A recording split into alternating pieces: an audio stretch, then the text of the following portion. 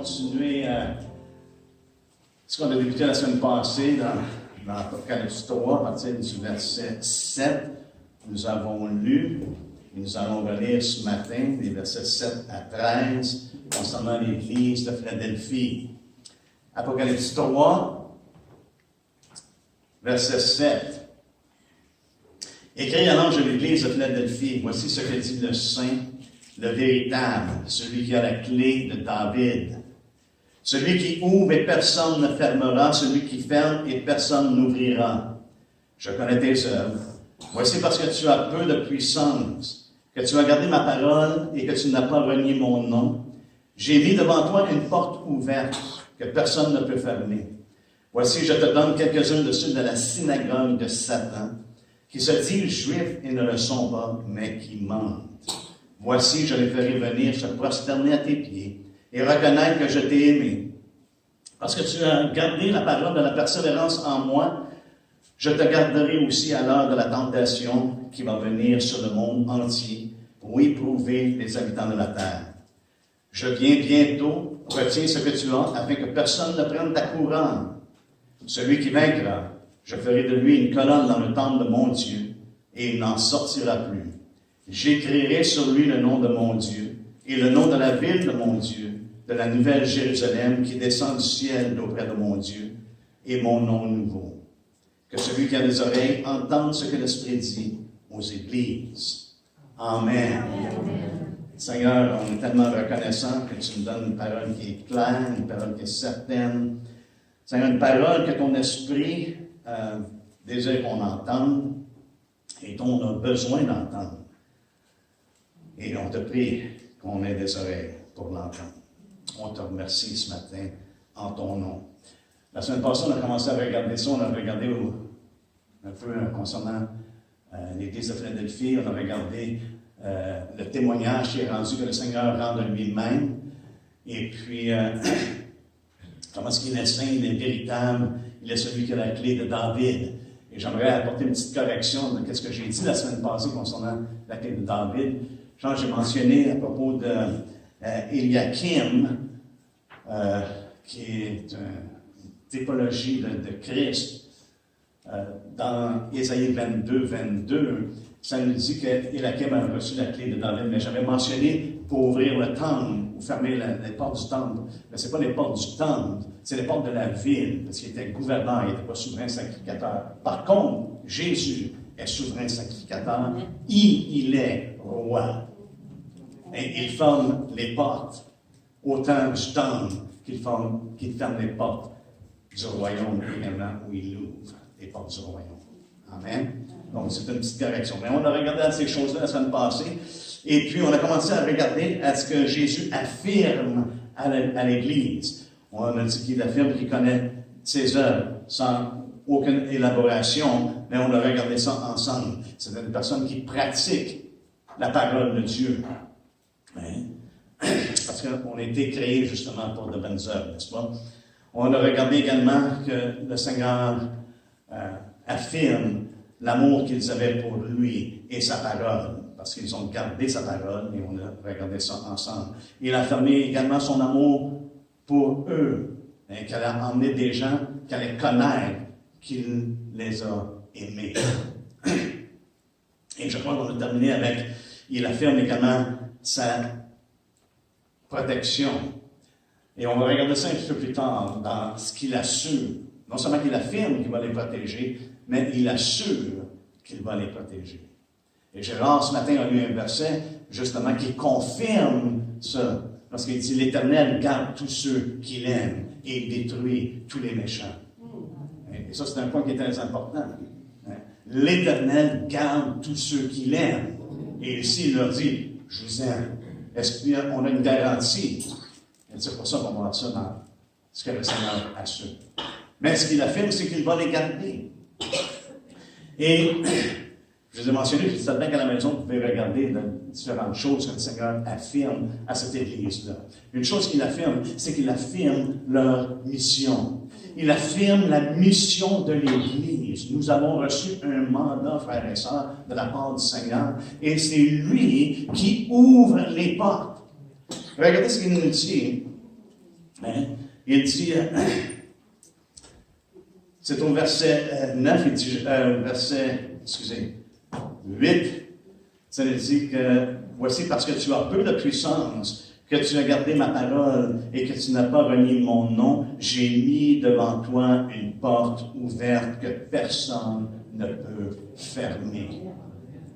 Voyez-vous, le Seigneur a une mission pour l'Église, a un mandat pour l'Église, et il dit, je mets devant toi une porte ouverte, il n'y a personne qui peut fermer cette porte-là. Et la porte qu'il ouvre, frères et sœurs, qu'on voit dans les Écritures à maintes reprises, c'est une porte d'opportunité de le servir. Quelle que soit la capacité dans laquelle nous sommes. Ici, plus spécifiquement, par rapport à la proclamation de la bonne nouvelle de Jésus-Christ. C'est une bonne nouvelle pour tous. Allez avec moi dans 1 Corinthiens 16. 1 Corinthiens 16. Voyez-vous, je crois par moment qu'en tant que chrétien, on peut avoir une mauvaise compréhension de ce que ça veut dire d'avoir une porte ouverte. Parce que des fois, on a la pensée lorsque Dieu ouvre une porte, les choses vont bien, ça découle bien, et tout rentre dans l'ordre, parce que Dieu a ouvert la porte. Mais ce n'est pas le cas. Dans les Écritures, ce n'est pas le cas. Lorsque Dieu ouvre une porte, ça ne veut pas dire que tout va aller bien. Et ça ne veut pas dire que ce n'est pas Dieu qui l'a ouvert. Mais quand ça va mal. Regardez ce que Paul dit dans Corinthiens 16, au verset 8. Il dit, je resterai néanmoins à Éphèse jusqu'à la Pentecôte, car une porte grande et d'un accès efficace m'est ouverte, et les adversaires sont nombreux. Lorsque Dieu ouvre une porte, ça veut dire quoi? On a un ennemi qui est à la porte, il cherche qui il veut dévorer, il essaie de s'opposer d'un bord et de l'autre, de tout bord, de tous côtés. Il essaie d'opposer, même si c'est une porte que Dieu a ouverte. Donc, on ne doit pas avoir la mentalité que lorsque Dieu ouvre une porte, que ça va bien aller. Au contraire, lorsque Dieu ouvre une porte, c'est une porte, ici, Paul dit, qui est grande et d'un accès efficace. Et c'est pour la proclamation de l'Évangile. Savez-vous quoi? Nous avons une porte qui est ouverte.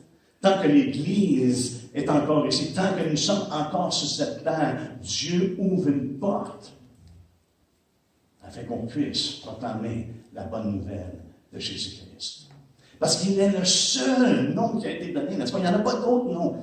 Les hommes peuvent chercher d'un côté, de gauche à droite. Il n'y a aucun autre nom qui a été donné sur la terre. Aucun autre nom qui a été donné parmi les hommes que le nom de Jésus. Le salut est en lui et en lui seul. Ce n'est pas à travers l'islam, ce n'est pas à travers le bouddhisme, ce n'est pas à travers aucune des autres religions. Il dit, je suis le chemin, la vérité et la vie.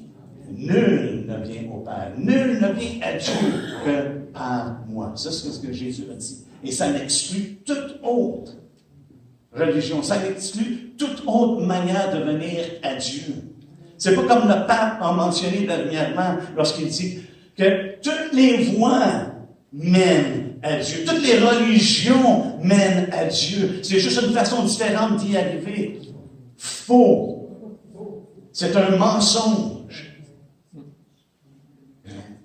Ça ne vient pas de Dieu, ça vient justement de l'ennemi, de l'adversaire. Le pauvre est un adversaire de la vérité. Et je pense, souvent, on a besoin de le mentionner parce que les gens disent, « Oh, mais il dit des bonnes choses. » Savez-vous quoi? Il dit des choses qui sont antéchrist. Amen. Amen. Donc, on doit être aux aguets. Et Dieu met une porte ouverte devant l'Église que personne ne peut fermer. Et on doit entrer dans cette porte-là. Regardez également ce que la parole de Dieu nous dit concernant une porte. Les portes ouvertes. Juste une couple de pages plus loin, dans 2 Corinthiens 2.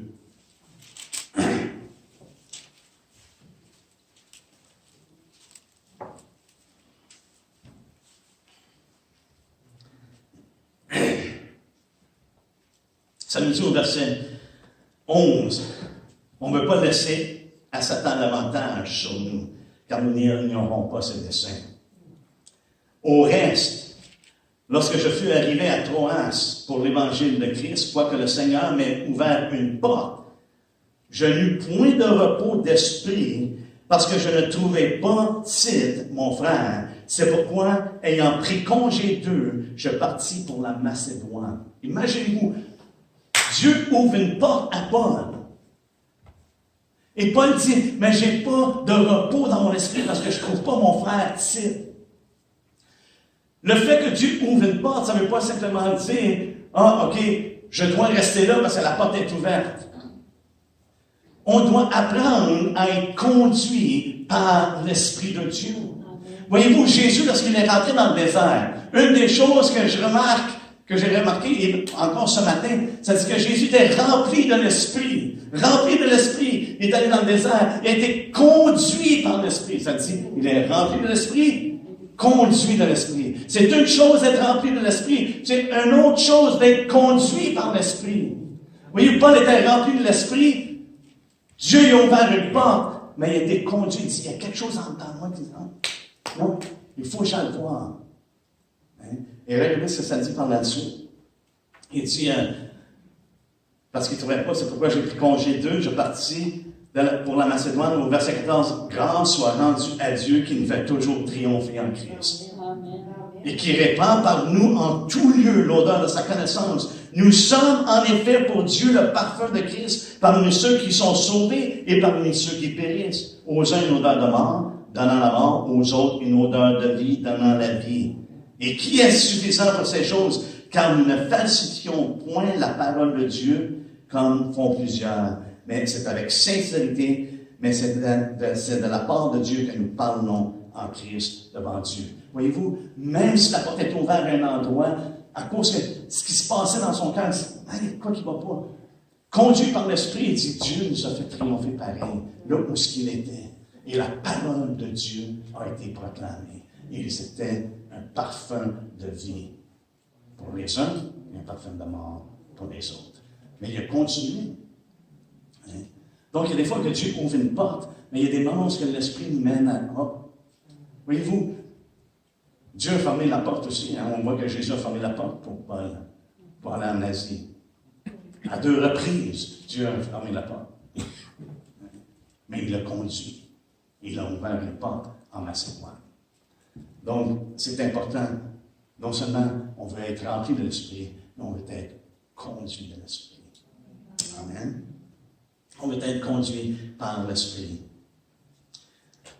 Et quelle sorte souvent la porte, justement, Jésus dit, je suis la porte. Dans Acte 14.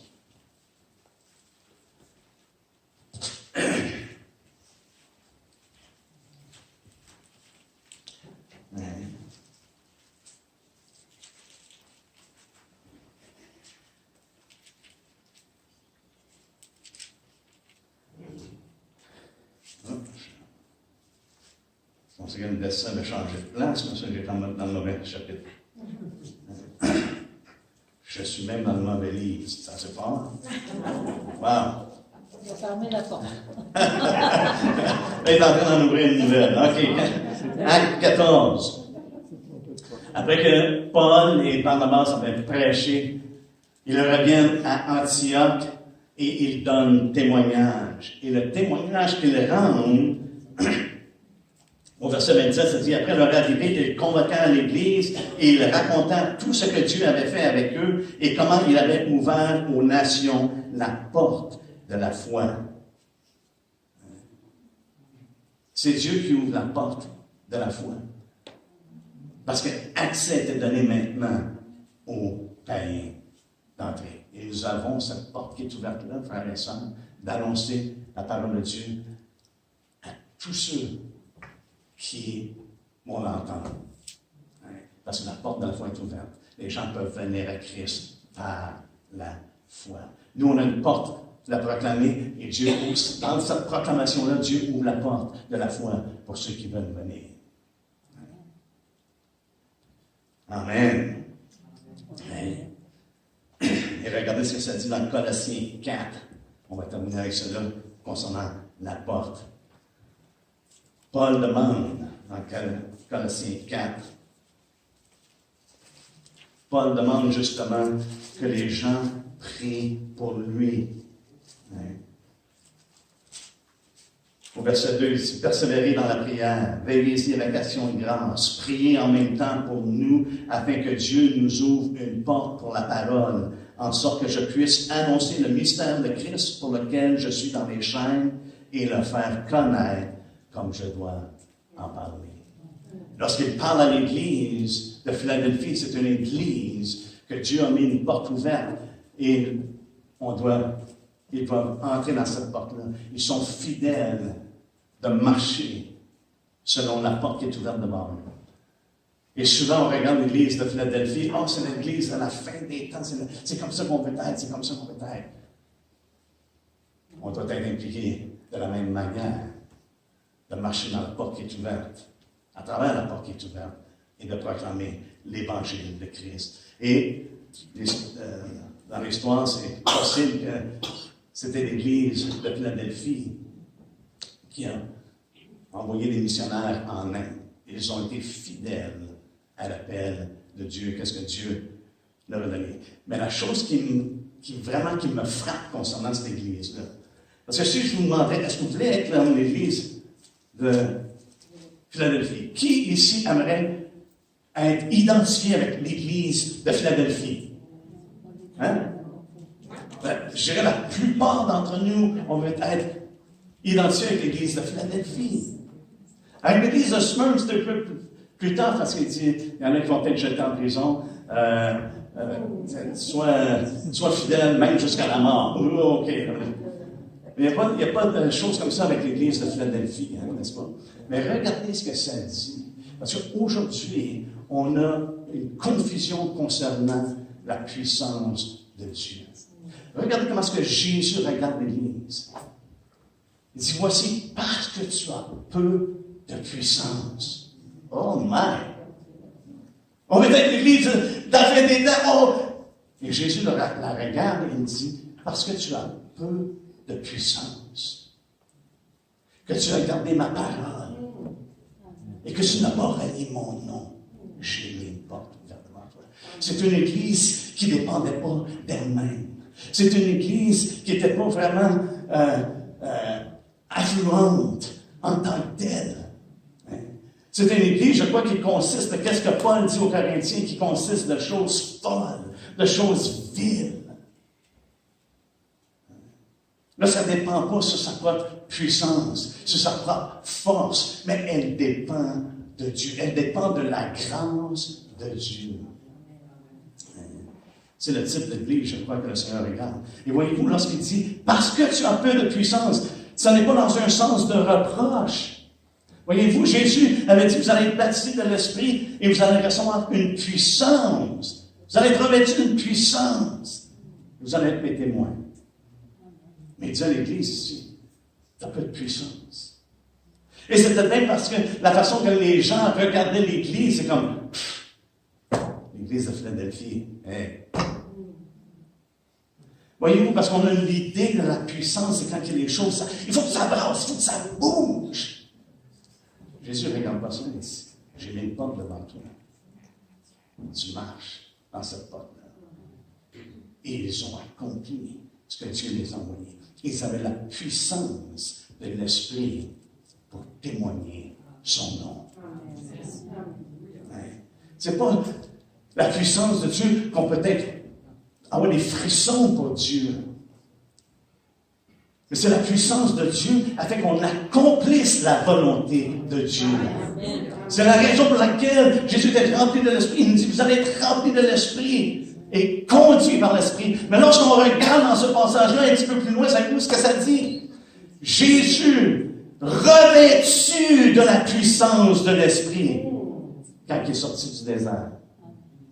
Voyez-vous, lorsqu'on passe à travers des déserts, lorsque l'Église passe à travers des déserts, ce n'est pas pour la destruction, c'est pour la purification. C'est afin qu'on soit inondé de la présence de Dieu. Parce qu'il veut nous remplir, nous conduire et nous revêtir. Vous pouvez vérifier ça dans Luc 4. Comment est-ce que Jésus est conduit et comment est-ce qu'il est rempli, conduit et revêtu dans la puissance de Dieu. Des fois, on cherche à être revêtu de la puissance sans être rempli de l'Esprit et sans être conduit de l'Esprit. Un ne va pas sans l'autre. Dieu veut nous conduire. Il prend charge de nos vies. C'est pour ça que Paul pouvait dire, ce n'est plus moi qui vis, mais c'est Christ qui vit en moi. Et lorsque Christ vit en nous, frères et sœurs, nous allons être remplis de la plénitude de Dieu et conduits par lui. Ce sont ceux qui sont conduits par l'Esprit qui sont quoi? Appelés fils de Dieu. Et ça inclut les filles aussi. Je sais, c'est pas politiquement correct de simplement mentionner fils, mais on s'en tient à la parole de Dieu. On sait que ça comprend tous. Il savait que ça prendrait des filles pour des fils. Pardon? Il savait que ça prendrait des filles pour des fils. Eh bien, peu de puissance. Mais par contre, c'était une Église, je crois, qui était sous la grâce de Dieu. C'est la parole de Dieu. Pierre nous dit, Pierre, je crois, a beaucoup à nous apprendre. Pierre nous dit, au 5e chapitre de sa première épître, il nous dit de se revêtir d'humilité. Il parle premièrement au verset 5, de même, vous qui êtes jeunes, soyez soumis aux anciens, mais ça ne se limite pas aux jeunes. Et tous, dans vos rapports mutuels, revêtez-vous d'humilité. C'est une Église qui était humble, marchait dans l'humilité. Car Dieu résiste aux orgueilleux, mais il fait grâce aux humbles. Humiliez-vous donc sous la puissante main de Dieu, afin qu'il vous élève au temps convenable. Il y a un temps convenable dans le Seigneur. Alléluia. Paul nous fait part que sa capacité n'était pas en Paul. Et Paul, c'est un gars qui était capable. Si on compare sa vie avant qu'il soit converti, c'est un homme qui était capable en lui-même. Et c'est un homme qui avait vraiment une assurance. Il y avait vraiment le mot me manque pour vraiment décrire comment est-ce que Paul était. Fougueux. Déterminé. Il était figure, bien, définitivement. Mais c'est un gars qui avait, on pourrait dire, une estime de soi. Donnez-moi des lettres, puis moi je vais prendre soin de ces personnes-là, puis ils vont renier leur maître. Parce que c'était ça son but. Mais après avoir été converti, ça veut dire quoi? Il dit, ma capacité vient de Christ. Ma capacité vient de Dieu. Il a été humilié et il s'est humilié. Et il a connu la grâce de Dieu. Maintenant, il dépendait de Dieu. Et Dieu, justement, affirme que cette Église-là, ces gens-là, étaient demeurés fidèles. Étaient demeurés fidèles devant beaucoup d'opposition. Parce qu'il y avait un adversaire, une synagogue de Satan. Mais ils sont demeurés fidèles. Et c'est là qu'on voit que la même réponse que Dieu a donnée à Paul, je crois que c'est la même réponse pour nous, frères et sœurs. Et je veux le lire, même si je l'ai lu à maintes reprises ici, et je crois qu'on a besoin de l'entendre. Moi, je sais que j'ai besoin de l'entendre.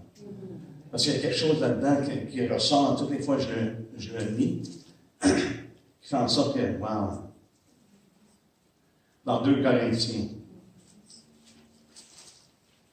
12. Au verset 8, ça nous dit 3 fois. 3 fois j'ai prié le Seigneur de l'éloigner de moi. Il était affligé, n'est-ce pas? Il y avait un écharpe, un ange de Satan, ça nous dit. Fait qu'on peut s'imaginer que la synagogue de Satan opprimait et vraiment était un écharpe pour l'Église de Philadelphie. Mais il dit 3 fois j'ai prié le Seigneur de l'éloigner de moi, et il m'a dit, ma grâce te suffit, car ma puissance s'accomplit dans la faiblesse. Voyez-vous, ce que Jésus dit, il dit, c'est parce que tu as peu de puissance, parce que tu es faible. L'Église allait être remplie de sa grâce pour accomplir les desseins de Dieu. Ma grâce te suffit car ma puissance s'accomplit dans les faiblesses. Je me glorifierai donc bien plus volontiers de mes faiblesses. Imaginez-vous, je demande à quelqu'un, est-ce que vous pourriez donner un témoignage? Ah oui, je donne un témoignage. Je veux glorifier Dieu que je suis faible. Amen. Moi, il dit, je me glorifierai de mes faiblesses. C'est bien plus volontiers qu'il dit. Peut-être plus vite de parler de mes faiblesses que de parler de toutes les autres choses. Et la raison pour laquelle il était si volontiers de parler de ses faiblesses ou de se glorifier de ses faiblesses, il dit, afin que la puissance de Christ repose sur moi.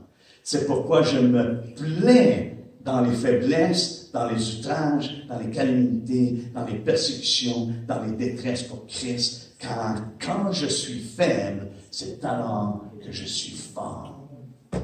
Wow. Wow. Il dit, je me plais. Moi, des fois, j'ai l'impression qu'on a de la misère à lire. Parce que pour nous, c'est quand je me plains. Pas je me plais, quand je me plains. C'est toutes ces choses-là.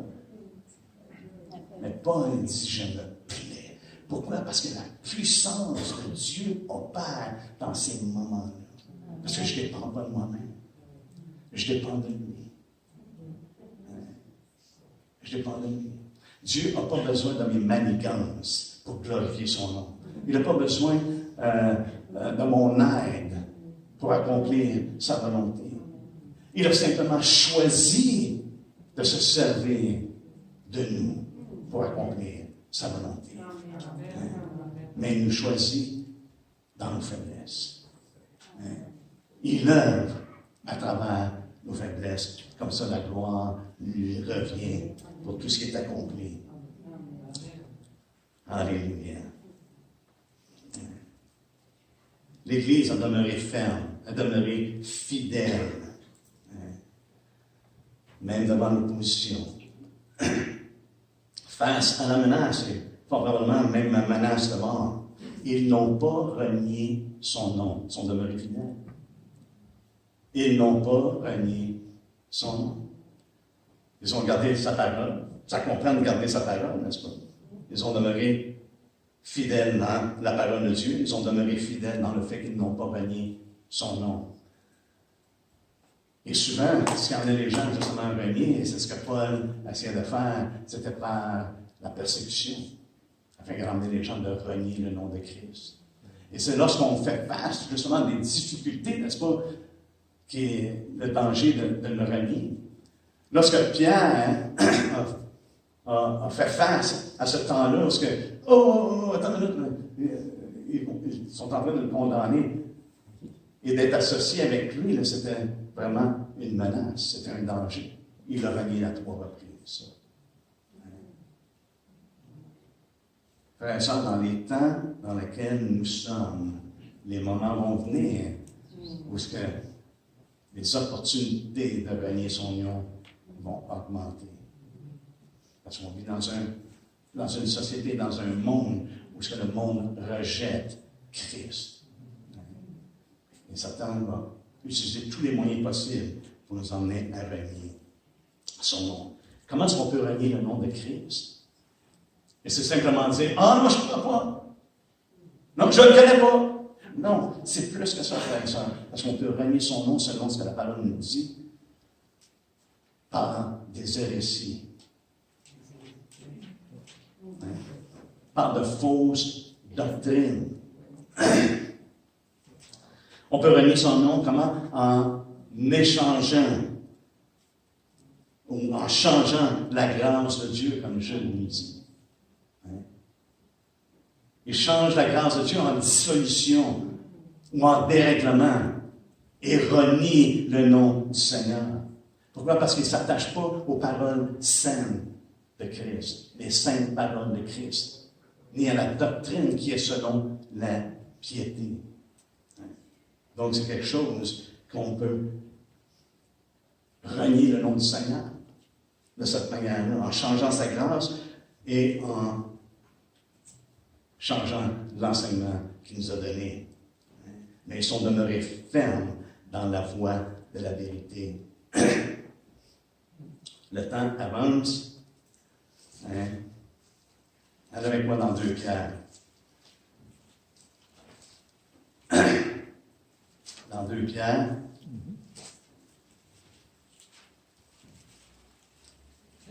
Ça nous dit au verset 1, il y a eu parmi le peuple de faux prophètes, et il y aura de même parmi vous de faux docteurs, qui introduiront des sectes pernicieuses, des hérésies, et qui, reniant le maître qui les a rachetés, attireront sur eux une ruine soudaine. Plusieurs les suivront dans leur voie de la vérité sera calomniée à cause d'eux. Mais ici, l'Église de Philadelphie a demeuré dans la voie de la vérité. Une des choses, je crois, qui est importante, comme Église, on est appelé à proclamer, à prophétiser la vérité. Que ce soit plaisant ou pas plaisant. Parce que lorsqu'on commence par craindre les hommes à ne pas proclamer la vérité, je crois qu'on commence d'une manière à renier son nom, parce qu'il est la vérité. Donc, il est important de tenir ferme. De tenir ferme, parce que ça implique le fait qu'ils n'ont pas renié son nom, ça implique justement qu'ils sont tenus fermes. Ils n'ont pas renié son nom. Ça veut dire quoi? On doit notre salut à son nom. Il n'y a pas d'autre nom qui a été donné, parmi lesquels on doit être sauvé. On doit notre salut. Et non seulement qu'on doit notre salut, frères et sœurs, on doit justement ce rassemblement, cette assemblée des saints à son nom. Ici, lorsque on est réunis ensemble, 2 ou 3 sont réunis ensemble, et je suis au milieu d'eux. Mais ça nous dit qu'ils sont réunis en son nom. C'est le nom de Christ qui nous tient ensemble, frères et sœurs. Qu'on fait partie de sa famille. Ce n'est pas le nom de un et chacun ici. C'est en son nom. C'est pour ça que Paul pouvait dire, j'ai baptisé aucun de vous. Ce n'est pas en mon nom que vous avez été baptisés. Ce n'est pas au nom d'un autre. C'est dans le nom de Jésus-Christ. Ils n'ont pas renié son nom. Ils sont demeurés fidèles. Alléluia. Maintenant, retournons dans l'Apocalypse 3.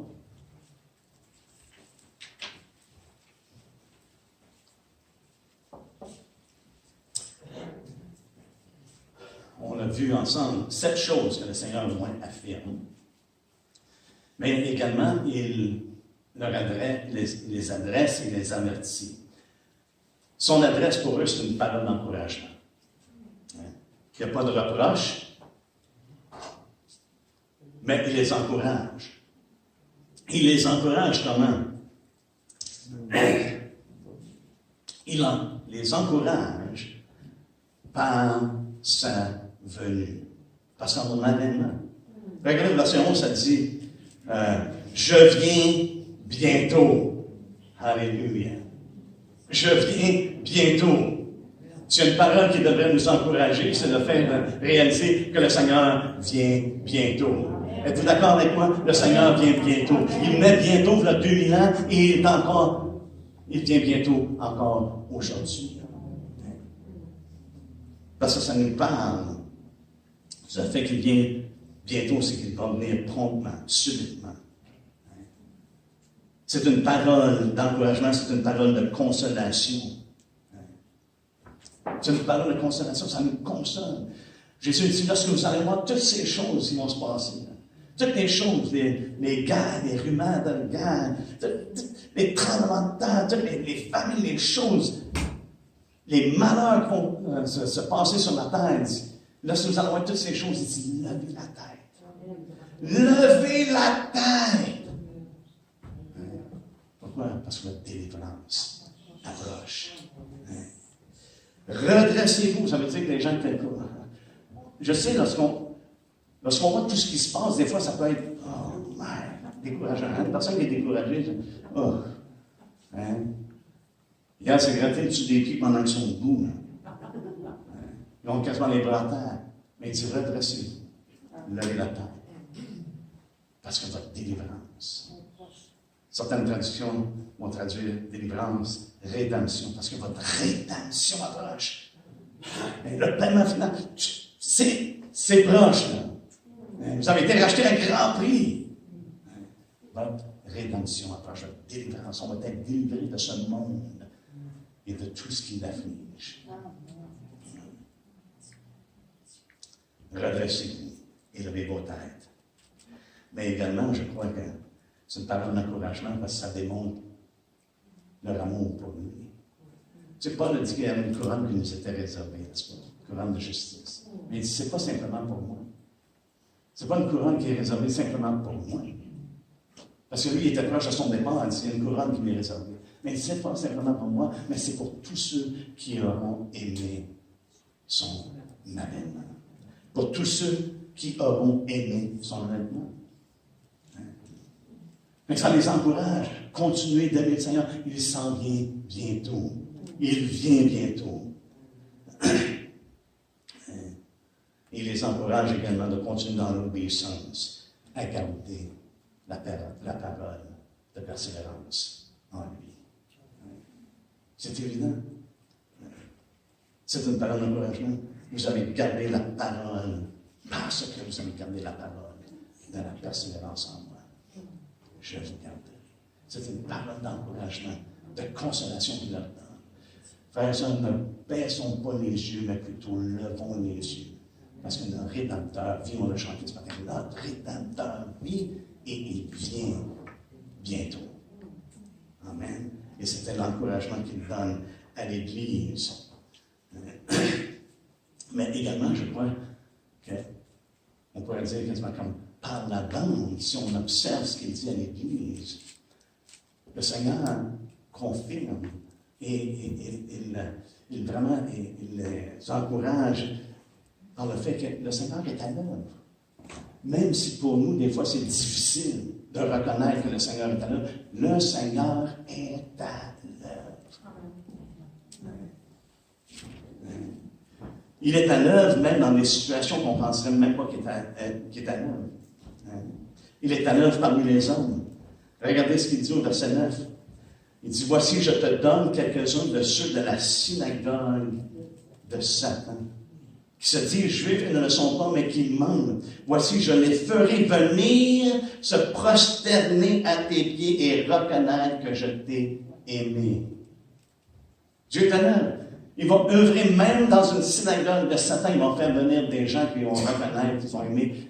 Et j'ai l'impression que ce qu'on voit dans les Écritures, c'est que Dieu donne la repentance. N'est-ce pas? Il y a des gens de la synagogue de Satan même qui vont se tourner et qui vont réaliser, wow, ce qui a été prêché, c'est la vérité. C'est la vérité.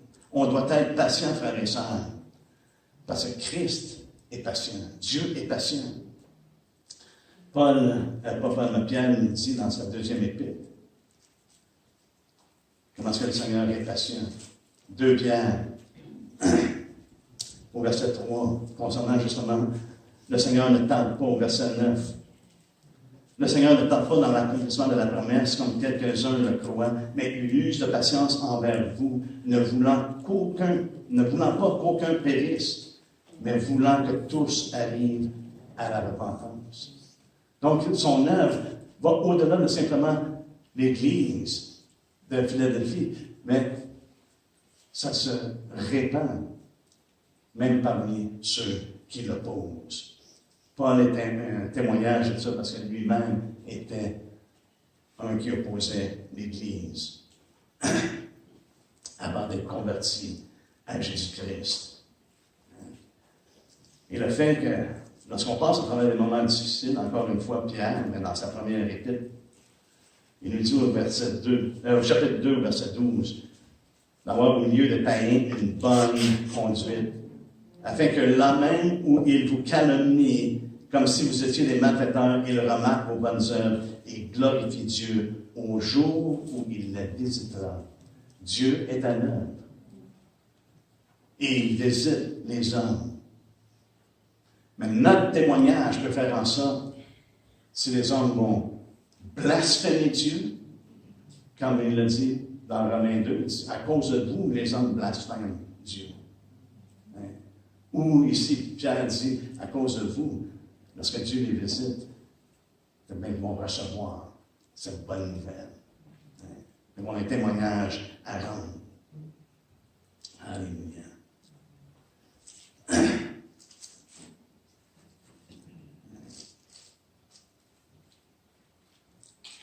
Alléluia. Oh.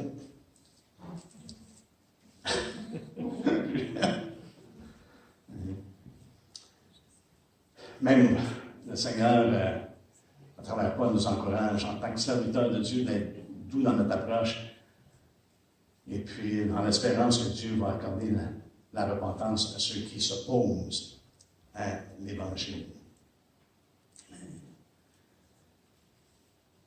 Alléluia. Je lisais dans un commentaire, la personne disait que Dieu œuvre afin que ceux de la synagogue de Satan, les Juifs qui s'opposent à l'Église et incluant toute forme religieuse qui rejette l'Évangile et méprise l'Église, allaient être menés à admettre que les chrétiens, en réalité, sont le peuple choisi de Dieu. Et c'est ce que Pierre nous dit. Pierre qui a suivi Jésus, il dit, savez-vous quoi, vous êtes un peuple acquis. Vous êtes un peuple choisi de la part de Dieu. Alléluia. Eh bien, il avertit également, non seulement qu'il leur adresse une parole d'exhortation et de consolation, mais il les avertit. Il les avertit de quoi? Il les avertit de l'heure de la tentation. Au verset 10, ça nous dit, parce que tu as gardé la parole de la persévérance en moi, je te garderai aussi à l'heure de la tentation, qui va venir sur le monde entier pour éprouver les habitants de la terre. Alléluia.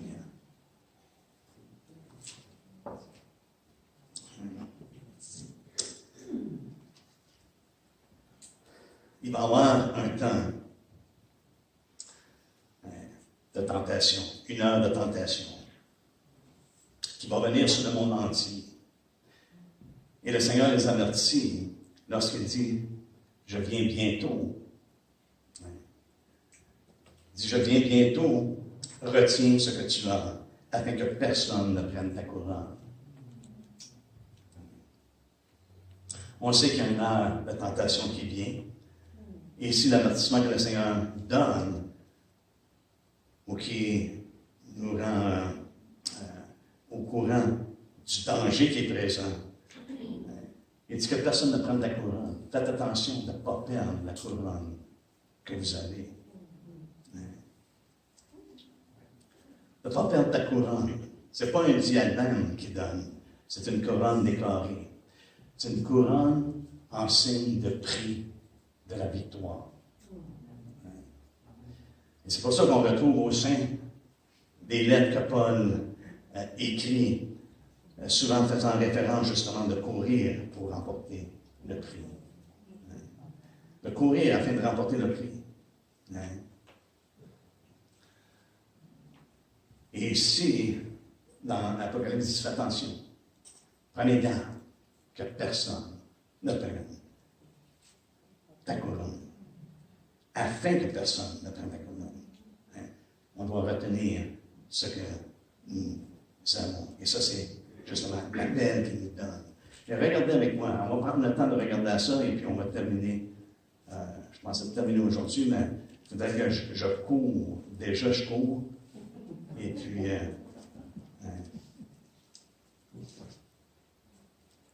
1 Corinthiens 9 nous donne un exemple de Paul au verset 24. Ça nous dit, ne savez-vous pas que ceux qui courent dans le stade courent tous, mais qu'un seul remporte le prix. Courez de manière à le remporter. Et le prix, c'était une couronne qu'ils recevaient. C'est une couronne décorée. C'est le prix de leur victoire. Il dit au verset 25, tous ceux qui combattent s'imposent toute espèce d'abstinence. Et ils le font pour obtenir une couronne corruptible. Mais nous, faisons pour une couronne incorruptible. Moi donc, je cours non comme à l'aventure. Je frappe non pas comme battant l'air, mais je traite durement mon corps et je le tiens assujetti de peur d'être moi-même désapprouvé après avoir prêché aux autres. Et on a vu ça quelques reprises dernièrement. L'importance de courir de manière à remporter le prix. Que personne ne prenne ta couronne. Courez bien. On a besoin de bien courir, de continuer de courir. Paul dans Philippiens, même pensée, même idée dans Philippiens 3.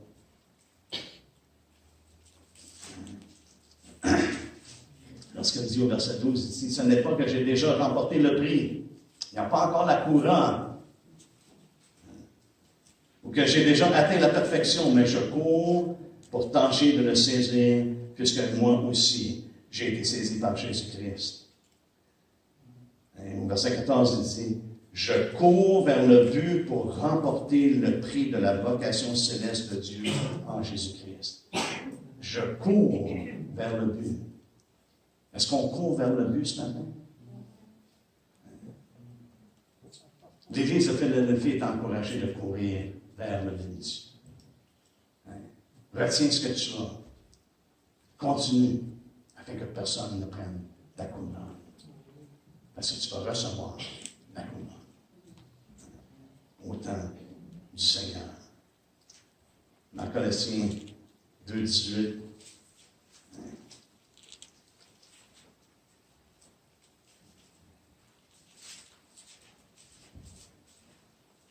Paul avertit les Colossiens, ça nous dit que personne, sous une apparence d'humilité et par un culte des anges, ne vous ravisse à son gré le prix de la course. Que personne ne vous ravisse à son gré le prix de la course. Autrement dit, que personne ne vous fasse détourner. Que personne ne fasse en sorte que vous vous relâchiez. Mais persévérez et continuez à aller de l'avant. Et je crois que c'est une chose qui décrivait l'Église de Philadelphie. Des gens qui courent, ils sont encouragés, ils sont avertis du danger présent.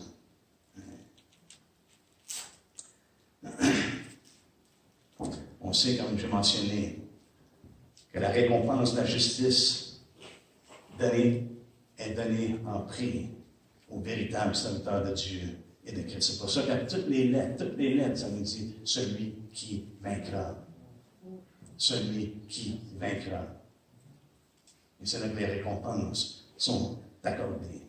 Et lorsque Paul dit la couronne de justice qui nous est réservée.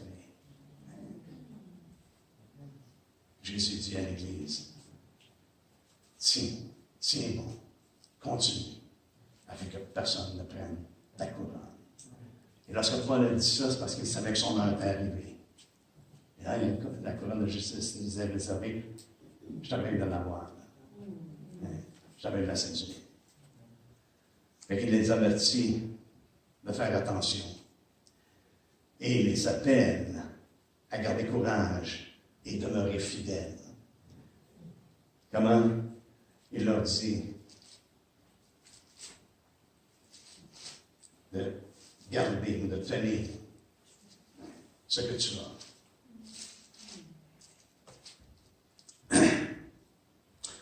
retiens ce que tu as.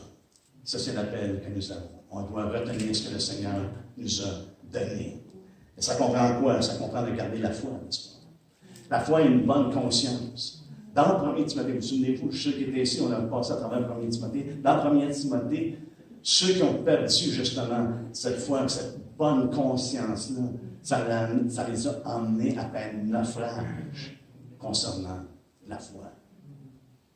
On doit avoir une bonne conscience devant Dieu. Parce que ça nous garde justement de faire naufrage par rapport à la foi. Et dans le contexte de 1er Timothée, justement, c'est considéré comme blasphématoire de ne pas avoir une bonne conscience devant Dieu. C'est pour ça que Paul dit, je les ai livrés à Satan, afin qu'ils apprennent à ne pas blasphémer. On ne peut pas servir Christ, frères et sœurs, et avoir une conscience qui nous accuse à cause de nos vies qui ne matchent pas vraiment notre confession de foi.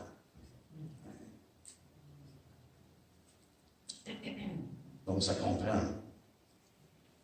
Ça comprend de continuer de garder la parole de cette persévérance. C'est l'appel que nous avons de la part du Seigneur. Et ça implique, frères et sœurs, une constance, une patience qui endure, qui est ferme. Et dans le Nouveau Testament, on va terminer avec ça, dans le Nouveau Testament, c'est le trait caractéristique d'un homme ou d'une femme qui ne dévie pas de son but délibéré et de sa loyauté à la foi et à la piété, malgré les plus grandes épreuves et souffrances. Et ça nous dit, tous ceux qui veulent vivre pieusement, ils vont être bénis au-delà de tout. Aucun problème, la vie est belle, la vie en rose. Non, tous ceux qui veulent vivre pieusement seront persécutés. Veulent vivre pieusement en Jésus-Christ. Et dans ma réflexion, là, je considérais ça, j'ai dit, Seigneur, wow. Si on veut éviter la persécution, ça veut dire qu'on ne vivra pas pieusement. Et non seulement ça, mais ça veut également dire, je crois qu'on délaisse la saine doctrine. On délaisse la doctrine. Pourquoi? Parce que Paul a prêché la doctrine qui est selon la piété. Si notre enseignement, si notre doctrine ne nous mène pas à vivre une vie pieuse, ce n'est pas la grâce de Dieu. Car la grâce de Dieu, source de salut pour tous les hommes, a été manifestée, ça nous dit. Elle nous enseigne à vivre, à renoncer premièrement les convoitises de ce monde, mais à vivre dans le siècle présent, selon la sagesse et selon la piété, n'est-ce pas? C'est ce que la grâce de Dieu nous enseigne. Et ça, c'est la doctrine. La doctrine que nous prêchons, c'est la doctrine qui est selon la piété. Et si on reçoit cette doctrine-là, ça nous amène à vivre selon la piété. Et ceux qui veulent vivre selon la piété en Jésus-Christ seront persécutés. On ne court pas après, mais simplement d'être identifié avec lui. Il dit, à cause de mon nom, vous allez être persécutés. À cause de mon nom, vous allez être haïs. Ils n'ont pas renié son nom. Une Église qui ne renie pas son nom peut être assurée qu'elle va vivre des persécutions, qu'elle va connaître la haine des hommes.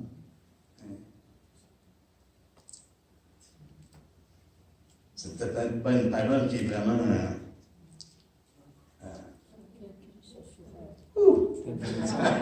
J'ai pas de mots.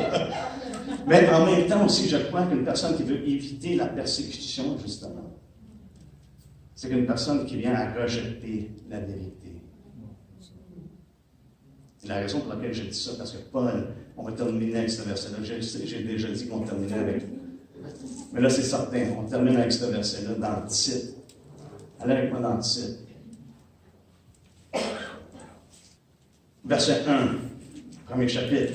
Paul, serviteur de Dieu et apôtre de Jésus-Christ pour la foi des élus de Dieu et la connaissance de la vérité qui est selon quoi? La piété.